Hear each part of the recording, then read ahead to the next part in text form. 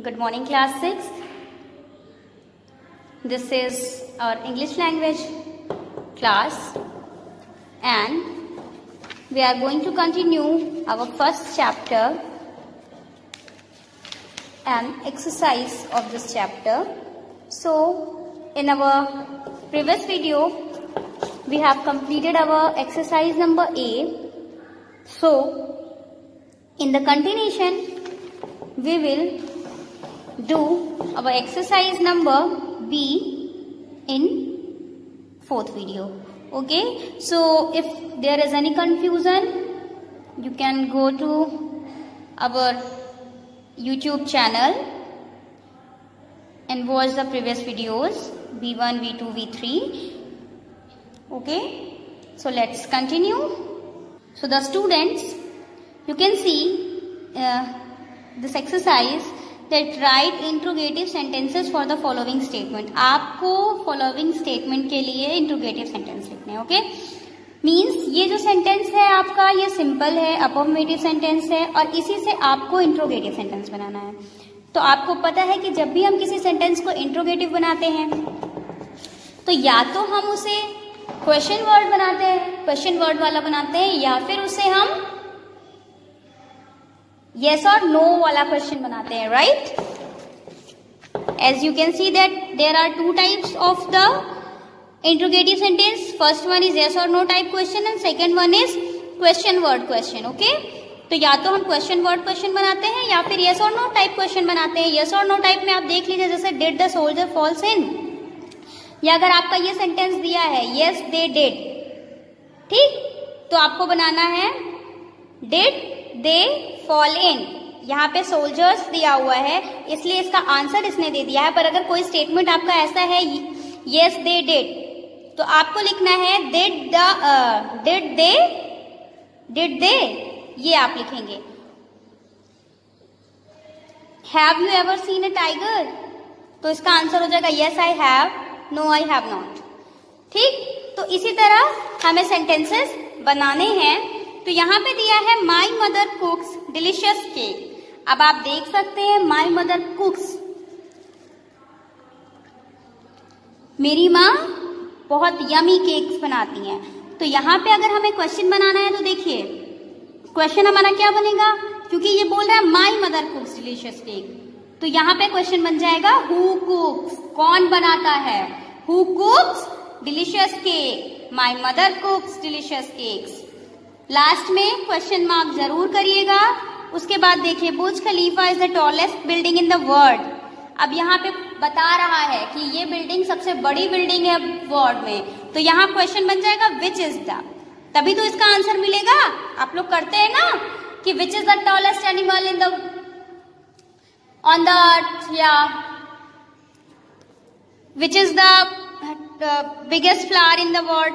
तो इसी तरह से फिर आप उसका पर्टिकुलर नेम बताते हैं. तो बिल्कुल इसी तरह ये बिल्डिंग के बारे में पूछ रहा है, तो आपको बताना है कि which is the tallest building in the world. तो यहाँ इसका आंसर ये हो जाएगा. फिर my mother cooked delicious cookies yesterday, तो यहाँ फिर क्वेश्चन हो जाएगा who cooked delicious cookies yesterday. देखते जाइएगा, नोट डाउन करते जाइएगा साथ ही साथ. क्वेश्चन नंबर 4 देखिए, she didn't answer my question. यहाँ पे देखिए लिखा हुआ है, मैंने आपको पहले भी बताया था कि जिस किसी सेंटेंस में अगर आपको हेल्पिंग वर्ब मिल जाती है तो वही हेल्पिंग वर्ब उठा के आपको सबसे पहले लगानी है अगर आप क्वेश्चन वर्ड बना रहे हैं. तो देखिए यहाँ पे लिखा है ना, she did not answer my question. ये डिड नॉट जो है ये हेल्पिंग वर्ब है बेटा. तो ये हेल्पिंग वर्ब यानी कि डिड, सबसे पहले जब भी हम ऐसे सेंटेंसेस को कन्वर्ट करते हैं इंट्रोगेटिव सेंटेंसेस में तो सबसे पहले हेल्पिंग वर्ब आती है. ओके, तो हेल्पिंग वर्ब ये जो डिड थी वो सबसे पहले आ जाएगी. Did she answer my question. अब यहाँ पे did she answer my question हो जाएगा और यहाँ लास्ट में क्वेश्चन मार्क. अब देखिए miss Nidhi Jain dance in the party. अब यहाँ पे फिर क्वेश्चन बन जाएगा who dance in the party, party में डांस किसने किया, तो miss Nidhi Jain dance in the party. यहाँ पे हो जाएगा who dance in the party. Question mark. I went to the market, ये बता रहा है कि मैं मार्केट गया, यहाँ पे हो जाएगा who went to the market. Question mark. I am an Indian, who are you, who are you, I am an Indian. जैसे आपसे पूछा जाता है ना हु आर यू, आप कौन है, तो आप अपनों को बताते हैं, आप अपनी आइडेंटिफिकेशन उसे बताते हैं। इसी तरह बिल्कुल इस क्वेश्चन में भी है। फिर देखिए Madhu works at a publication in Meerut, तो where does Madhu work, Madhu कहाँ काम करती है, तो इसका आंसर बन रहा है Madhu works at the publication in the Meerut. Okay, my father will drop us at the station, तो यहाँ पे बन जाएगा who will drop us at the station, who will drop us at the station. I am going to play in the stadium, अब आप बताते हो ना, जैसे अगर आपसे पूछता है कोई कि where are you going, where are you going, तो आप बताते हैं I am going to take a bath, या अगर आप खेलने जा रहे होते हैं तो आप बताते हैं I am going to play ना। तो बिल्कुल इसी तरह पूछा जा रहा है where are going to play.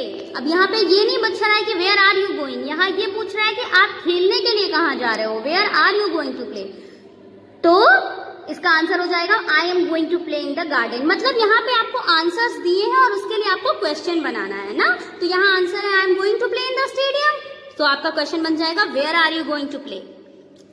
बिल्कुल ये जरूर याद रखिएगा कि हर सेंटेंस के एंड में क्वेश्चन मार्क लगेगा, अदरवाइज आपका सेंटेंस जो है वो गलत हो जाएगा। Okay, so come to the exercise number C. यहाँ पे देखिए rewrite the following sentences into interrogative, आपको इसी सेंटेंस को इंट्रोगेटिव में लिखना है। Our boys must win the match, ठीक, क्वेश्चन है our boys must win the match. अब इसको अगर हमें फॉलोइंग इन्हीं सेंटेंसेस को अगर हमें इंट्रोगेटिव में चेंज करना है, कन्वर्ट करना है, do our boys win the match, इसका इंट्रोगेटिव हो जाएगा do our boys win the match. Second देखिए inform the police, do police be informed, do police be informed, second देखिएगा। See the third one, people speak English all over the world, do people speak English all over the world, do people speak English all over the world। Fourth number, someone has picked my pocket, did someone pick my pocket,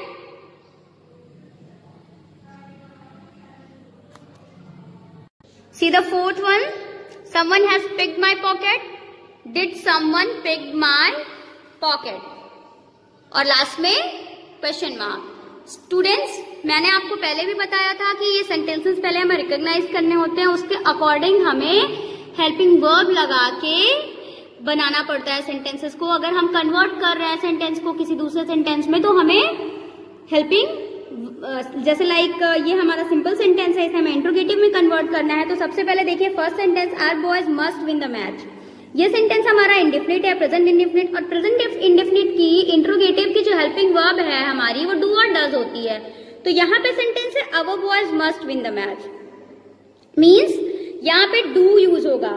तो अगर हमें interrogative बनाना है और do और does आ रहा है, तो ये आपको पता है कि जो हेल्पिंग वर्ब होती है वो सेंटेंस में सबसे पहले आती है, ठीक है। अगर WH वाला है, WH क्वेश्चन वर्ड वाला है, तो सबसे पहले आपका वो क्वेश्चन वर्ड आएगा। लेकिन अगर हेल्पिंग वर्ब से स्टार्टिंग हो रही है तो सबसे पहले हमारे वो हेल्पिंग वर्ब आते हैं। तो इस सेंटेंस की हेल्पिंग वर्ब हमारी हो जाएगी डू। तो सबसे पहले देखिए सेंटेंस में डू आएगा, do our boys win the match. Inform the police, do police be informed.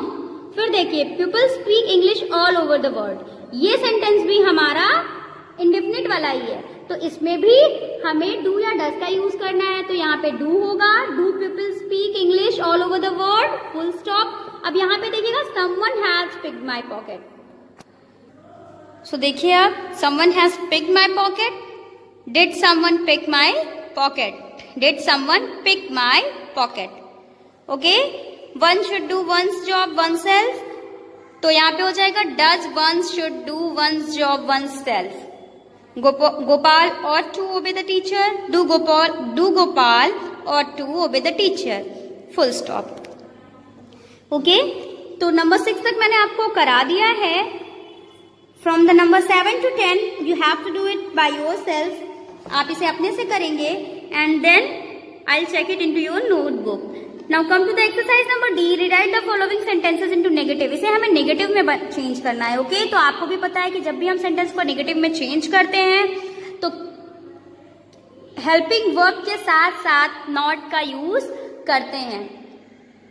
अब आप देख लीजिए, यहाँ पे लिखा है the sentence in present indefinite tense required does not do not to change them into negative. यानी कि जो हमारे प्रेजेंट इंडेफिनिट के टेंस के सेंटेंसेस होते हैं उन्हें डज नॉट और डू नॉट की जरूरत होती है, और पास्ट इंडेफिनिट के सेंटेंसेस को डिड नॉट। तो जो हेल्पिंग वर्ब हो गई इन सेंटेंसेस की, तो प्रेजेंट इंडेफिनिट की डज नॉट डू नॉट होती है और पास्ट इंडेफिनिट की डिड नॉट होती है। ओके इसी तरह बहुत सारे, जैसे देखिए देवर, ये हेल्पिंग वर्ब्स आपको पता ही होंगे कि हमारे हेल्पिंग वर्ब्स होते कौन कौन से हैं। अगर नहीं पता है तो I think I have told you, and if I am not so I am telling you जो हमारी हेल्पिंग वर्ब्स होती हैं। देखिए is, am, are, was, were, has, have, had, will, shall, did, do, does, shall be, will be, have been, has been, did have been, shall have been, will have been, ये सारे हमारे helping verbs होते हैं। तो इन्हीं helping verbs के just बाद जब हम नॉट पुट करते हैं या नॉट यूज करते हैं तो वो सेंटेंस हमारा नेगेटिव सेंटेंस बन जाता है। Okay so the student, to make a sentence negative we need to add और we need to put not just after the helping verb. Okay, so this helping verb is dependent on the type of the sentence. ये sentence के type पे depend करता है कि कौन सा sentence है।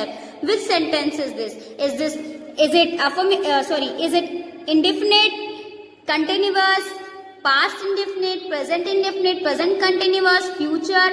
तो ये हमारा depend करता है sentence में कि हमारा sentence कैसा है। अब ये देखिए, जैसे फर्स्ट सेंटेंस है they were in the park, वो पार्क में थे, तो this is our past continuous tense. तो टेंस चाहे जो भी हो, आप हमेशा हम टेंस की जो हेल्पिंग वर्ब होती है वो उसी के रिकॉग्निशन पे होती है। तो हमें क्या रिकॉग्नाइज करना है इसके लिए, सेंटेंस को नेगेटिव बनाने के लिए हमें हेल्पिंग वर्ब रिकॉग्नाइज करनी है। तो इस सेंटेंस में देखिए जो हेल्पिंग वर्ब है वो वेर है, तो इसके जस्ट बाद हमें नॉट पुट करके सारे सब कुछ सेम लिख देना है। तो they were not in the park. Second देखिए, he was very happy, was के जस्ट बाद आ जाएगा not, he was not very happy. The lawyer has a black coat, the lawyer does not has a black coat.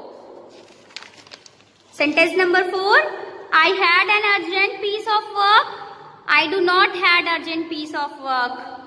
She swims in the pool, she does not swims in the pool. You saw a wolf in the forest, you did not see a wolf in the forest. The robbers killed him, the robbers did not kill him. The school will open on 1st of July, the school will not open on 1st of July. They are waiting for the train, they are not waiting for the train. A few girls are playing cards, a few girls were not playing cards. Okay? So ये exercise आपकी complete हो गई। Exercise number ई देखिए, rewrite the following questions using question words. Question words को use करके आपको इस sentences को फिर से लिखना है। ओके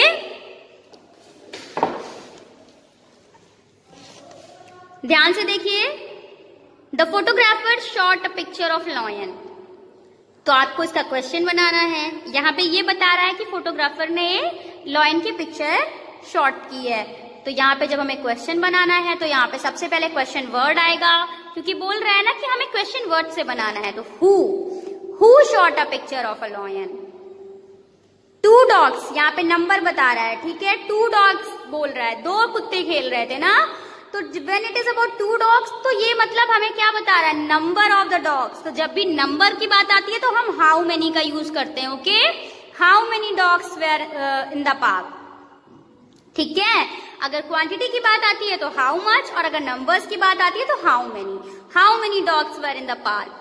क्वेश्चन मार्क लगेगा लास्ट में। I read books at home, ये बता रहा है कि मैं जो बुक्स है वो घर पे पढ़ता हूँ।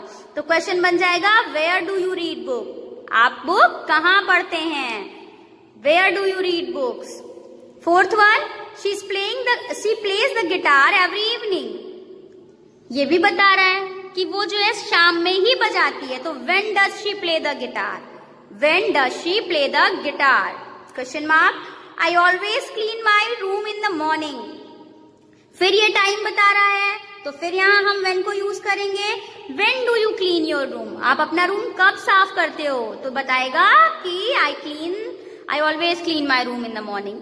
Amit studies in the international public school, so where does Amit study, आपसे कोई पूछता है ना वेयर डू यू स्टडी, आप कहाँ पढ़ते हो, तो आप बताते हो ना study in Saint Xavier school. तो इसी तरह बिल्कुल where does Amit study, Amit studies in the international public school. So यहाँ पे क्वेश्चन बनाने के लिए where does Amit study, full stop. 7 and 8 you have to do by yourself at home as homework. So with this our first chapter is completed now, इसके साथ हमारा एक chapter अब कंप्लीट होता है। So complete your chapter in your notebook, write down every exercises and submit your copies or notebook in the school office, okay? And जो भी doubts हैं आके क्लियर कर सकते हैं आप लोग। So with this we have completed our first chapter.